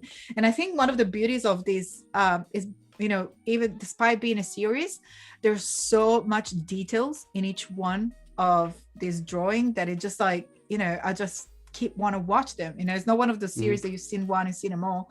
You're just going to keep digging in and just discovering all the differences and all the different details that really make up this drawing. Odari, fantastic job. I'm offering my photo if you ever want to fight on the next body. Let's do it. Let's do it. Just throwing out there, or otherwise I'll probably commission it for my birthday. That's something that I would love. Is your birthday coming up soon? Project. I can lie and say yes. Yes.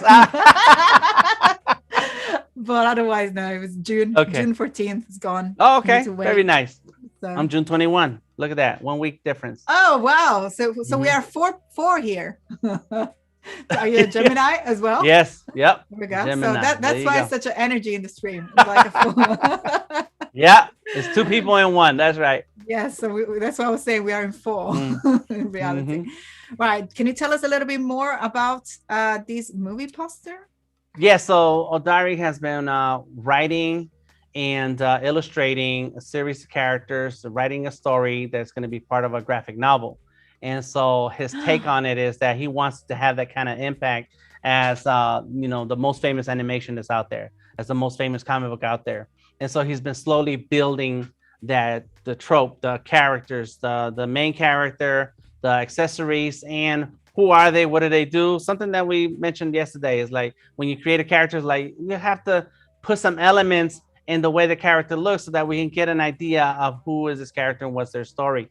And so that's what he's doing here right now. And so all of those are drawn on Adobe Fresco, and he's been streaming them on Fridays and random times throughout the week, depending on his schedule. So you got to catch up with Odari. And it's also on his featured. Is also featured in Fresco. So if you do follow Fresco, you'll be able to see that work featured as well. And we have wonderful first sketches of characters. So again, that's another take of the entire workflow that we experienced here, thanks to Dan, starting from yesterday. So again, if you are keen and interested to learning more how to use Fresco and Illustrator on desktop, and of course Fresco on iPad, and how to develop your skills in creating these wonderful character illustrations, 2D illustrations, you can do so by watching yesterday replay. So that's exactly what we've done with Dan. We can see beautifully laid out and broke down here from Odari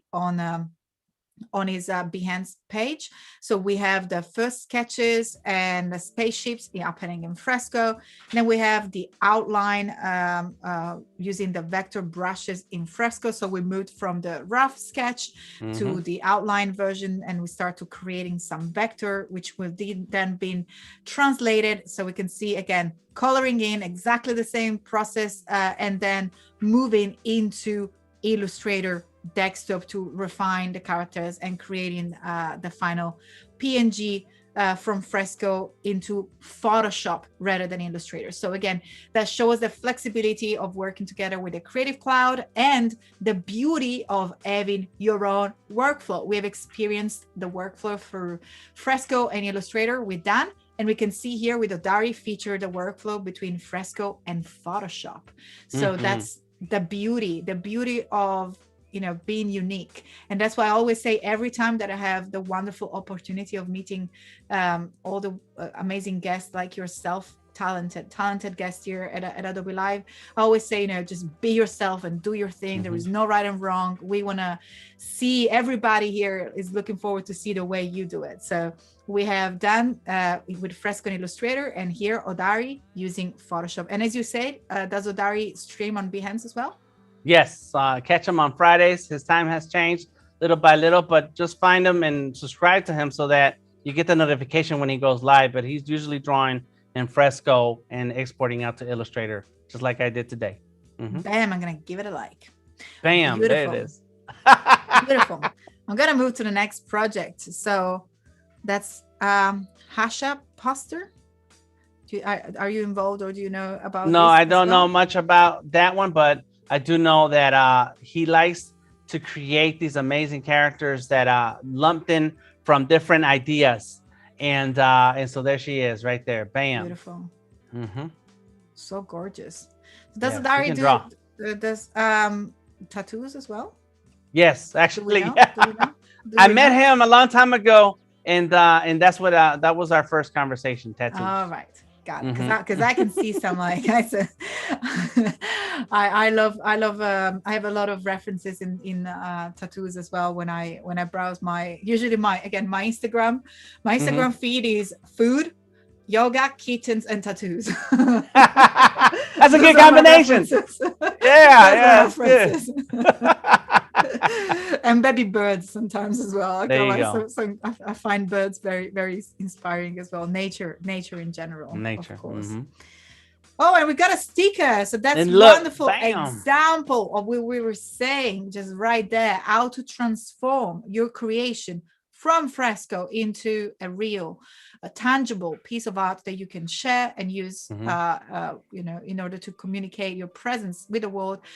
Stickers are such a powerful way and such an economical way to create a marketing campaign. You can use them like Dan was saying a second ago. You can go and chill into whatever store, Microsoft, whatever you mentioned, just chill there, give out stickers and use their computer for a while.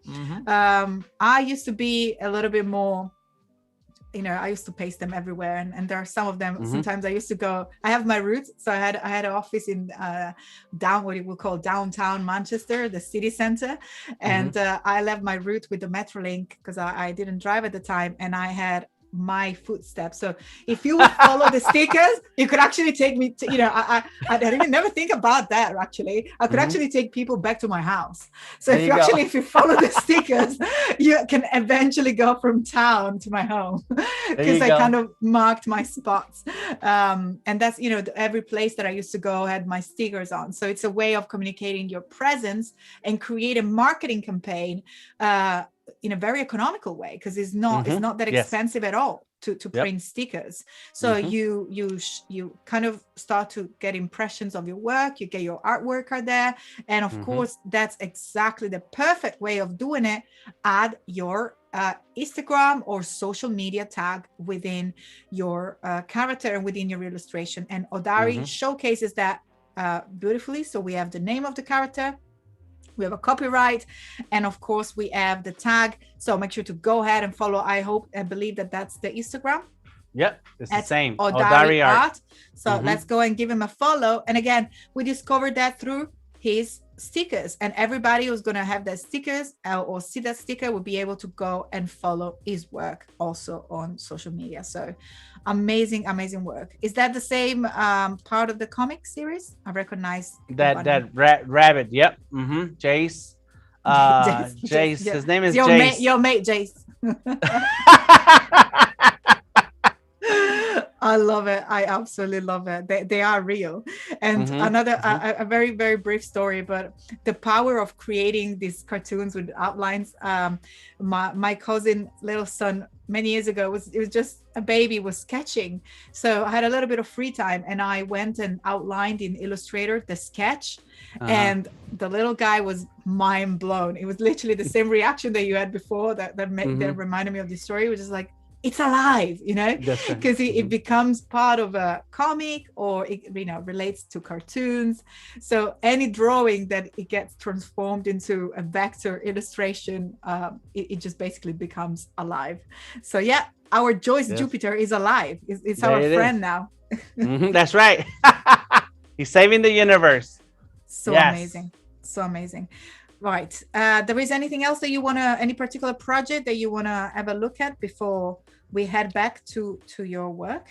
No, I want people to discover the joy of looking through Odari's portfolio. So check it out. He's very focused on character art, just like I am.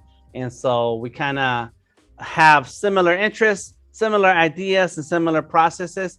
And so I want people to discover for themselves what Odari has to offer, but also use this as an example of how we learn. This is how I learned, and this is how Odari has learned. We have very similar process because we've been paying attention to other artists, and that's what you want to do. You want to look up another artist. You want to find out what their process are. You want to find their YouTube channel, their Instagram, their Behance, so that you can see, well, how did they create this thing?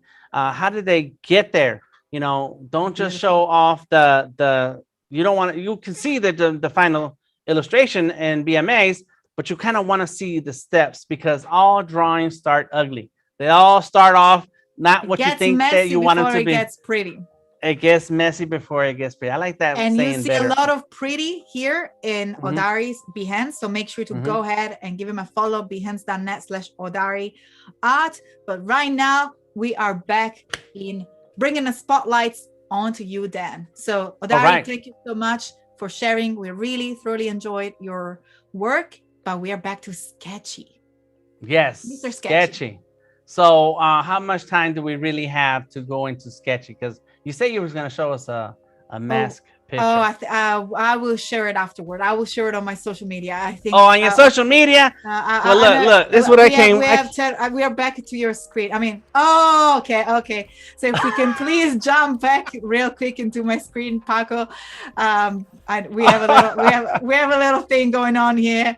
We have a little mask. So I promised I was gonna share my mask. Here it is. So that's Claudia with a mask on my screen. I promised I was gonna share it. Here it is. Look at that. So we have Claudia on a mask, which I don't have it with me here, and we have Dan on a mask. Fantastic. So, I'm Batman. Yes, we have Batman and the Mexican Claudia Luchador version. Here it is. Right. Fantastic. Nice. There you go. We had our mask moment. So let's jump back into Sketchy, and we really got probably less than 10 minutes. Less than 10 minutes. Yeah. Very cool. So we left off at the poster. Let's go ahead and take a look at the poster. I did not do the grading edits on these other two sketches. So, because that's the magic of layers, is that we can always turn things off, say, yeah, that was no good. That one was no good, but this is the one we want. So let me just go ahead and grab that layer, delete it. Yes, get rid of it. Layers are free. Delete it. Yep, get rid of it. Bam, there it is. So now we have the sketchy that we want. We have text, but before we leave and start moving the sketchy around, we need to go ahead and sign it. So let me go get my blob brush. I love the blob brush, and let's go make it zoom in a little bit, and I'm just gonna use my finger to sign this. Well, that's not the line I want. Boom. But so I have a touchpad here, so let's just keep it simple. It's all right. It can be messy. I like that word. I'm gonna start using that word, messy. Instead of ugly, it's messy. Yeah, it gets messy before it gets pretty. That's the way. There you go. All right, there it is. So 2021. That's the year that we're in. It's kind of hard to keep track. I don't know what year we're living in, but there it is. All right, and then put the little letter C. Got it. Boom. Let's go ahead and click and drag across that. No, I don't want those. I just want these. Let's go ahead. Click and drag. Go ahead. Boom. And make that small. Let's go ahead and make that little. There we go. Got it. So we got the signature moment as well. Yeah. We got the little signature there. I got it. All right. Let me go ahead and there's a little piece that's left behind. At home, I have my Cintiq so I can use the pen to draw anytime I want. All right, boom, select that layer, make that really tiny and small. But you must sign your work, you know, sign it, date it. Try to remember the year it was. I know artist friends who like to sign their work and date it, and then the time, they put the time of day, like I Oh, don't wow. know. Yeah, it's a I little don't weird, usually don't even know what day it is. yeah, so if that works for you, go for it. Why not? So now let's go ahead and get a color, and let's make that color. I did make the outline a little bit darker, and but it should be still like a little purplish. And if not, I'll make it purple. Boom, boom, boom. Where is my color window? All right. Now these are called floating panels, but you find them in the Windows menu. Anytime you're looking for a window or a floating panel that you don't have access to, you go through your window menu and you'll find them. So I call them windows because they're in the window menu. So I don't know if they have like a real name, and that's how you should call them. I just say windows from the window. All right, here we go. Just go there. And by the way, we got a reminder from Odari with layers are free. So that's Mexican layers are free quotation. Is that correct? Mm-hmm. That's correct. That's right. That's what Mexican Funk said, and that's the life we live. This I like to say, layers are free. Yep. And if you're a fan of The Mandalorian, you will say that is the way. And if you're from the West Coast like me, you'll say this is how we do it. Yes. This is how we do it. Oh, wonderful. So we also have I was missing the music moment. Then I was like, when the music's gonna happen? Beautiful. Beautiful. Yeah. So I think we have just a few minutes, 3-4 minutes before we go. Mm-hmm. And no problem. Think if whenever you're ready, if you can just talk us through real quick, you know, from what we've done yesterday, what we've done today, maybe just with layers. I believe you still have the sketches on the layers, or I got rid of it. I should have kept it. I'm sorry. Yeah, it's gone. It's gone. It's okay. We can talk through it. We can talk about it. We can talk about it, of course, because you know, that's I'm just gonna talk about it real quick. Oh no, I'm gonna let you talk about it. Tell us a little bit of what we've done yesterday, and just a little bit of a recap of what happened in this beautiful, fun 2 days together. Nice. I did a lot of sketching. I sketched out Sketchy. Yes, there's a lot of sketchy words here. Sketchy is a character that I made up, and so I went through my sketching process in Fresco. All of it was done in Fresco. About 80% of what we went through with this character is done in Fresco. I started the sketches. I cleaned up the sketch with a couple of layers. Sometimes I use several layers to get the sketch the way I want to. And then once I got the sketch I got a clean enough sketch with the details that I want, I started with vector brushes. Vector brushes in Adobe Fresco are amazing because you have that dynamic, natural, organic type of drawing with vector, which is based on anchor points and paths that you can then scale to whatever size you want. So once I jumped onto the vector brushes, then I did, let me see, is this the guy? This is the guy. I went ahead and let me show you my layers. Boom, boom, boom, boom, boom. Almost done. There it is. Got it. And so I did the outline. And as you can see, I did bring this drawing from Fresco into Illustrator, and you can see the anchor points. There's still some anchor points. Once I did the outline, I started the coloring. Boom, there we go with the color. And all I did was duplicate the line layer, and I started dropping with a paint bucket. I started dropping colors. Then I made a copy of that color layer, and in Illustrator I did the gradient because we don't have gradients in Fresco, but we have them in Illustrator. Then I went ahead and duplicated the color layer a few more times and started trimming away the things that I don't want, so that it gives me this look of highlights and shadows without actually using any other. Yes, right. To get the extra pop without using any extra tools, just trimming away. But because I am addicted to highlights, we added some highlights. I am addicted to shadows, so we threw some shadows in there. And then, of course, we have some tattoos, and I probably need to clean that layer because I don't like the way it looks. But let's go there, multiply, boom. Now it's better. And so little things like that, you kind of just start building out that drawing, and at the end, we end up with a main illustration and then a sticker size design and a t-shirt design. And the last thing I like to do is go ahead. Number one, we already saved. This is saved to the Creative Cloud so that I can then open it in Illustrator on my iPad or open it in Illustrator desktop on a different computer. And then the last thing I'm gonna do is export. Yep. That's it. Fantastic. So we look forward to see these amazing work in your Behance page, hopefully soon, because I really want to go back and have a sketchy moment here and there. And Dan, unfortunately, it's time to say goodbye. Time does really fly when you're having fun. I had an absolute blast. Everybody had fun. Everybody saying that, loving the positive vibe. I also wanted to say hello to Julia Masalska, who is in the chat. And I want to remind everybody that to go and grab a cup of coffee, glass of water, because the fun at Adobe Live doesn't end.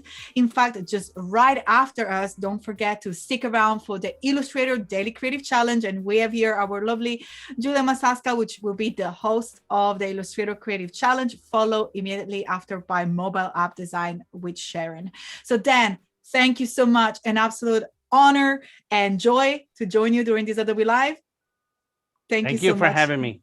Thank you for having me. You're awesome.